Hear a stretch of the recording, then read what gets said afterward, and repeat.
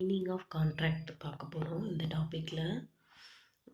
கான்ட்ராக்ட்ன்றது வந்து என்ன அப்படின்னா ஒரு அக்ரிமெண்ட் என்ஃபோர்ஸபிள் பை லா. ஒரு கான்ட்ராக்ட்ன்றது என்ன, அக்ரிமெண்ட்டும் என்ஃபோர்ஸபிள் பை லா. அக்ரிமெண்ட்ன்றது என்னென்னா 2 or more பர்சன்ஸ் என்ன பண்ணாங்கன்னா அவங்களுக்குள்ள ஒரு லா பேஸ் பண்ணி ஒரு அக்ரிமெண்ட் க்ரியேட் ஆகும்.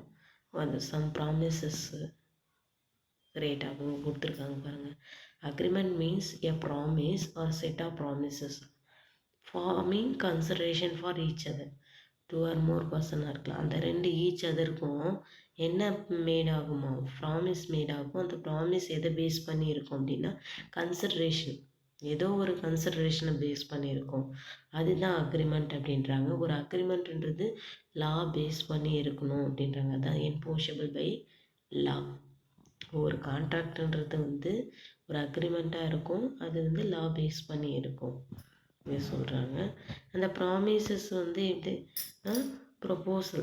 ப்ராமிசஸ் எப்படி ரைஸ் ஆகும்னா ப்ரொப்போசல் மூலயமா ரைஸ் ஆகும். அந்த ப்ரொப்போசல் வந்து எப்படி இருக்குன்னா வென் இஸ் அக்செப்டடாக இருக்கும் அப்படின்றாங்க. அதர் வேர்ட் சொல்லியிருக்காங்க. அக்ரிமெண்ட்ன்றது வந்து எதை கன்சிட் பண்ணியிருக்கு, எதை இன்க்ளூட் பண்ணியிருக்குன்னா ஆஃபரையும் அக்செப்டன்ஸ் சேர்ந்தது தான் என்னதுன்னா அக்ரிமெண்ட்டுன்றாங்க.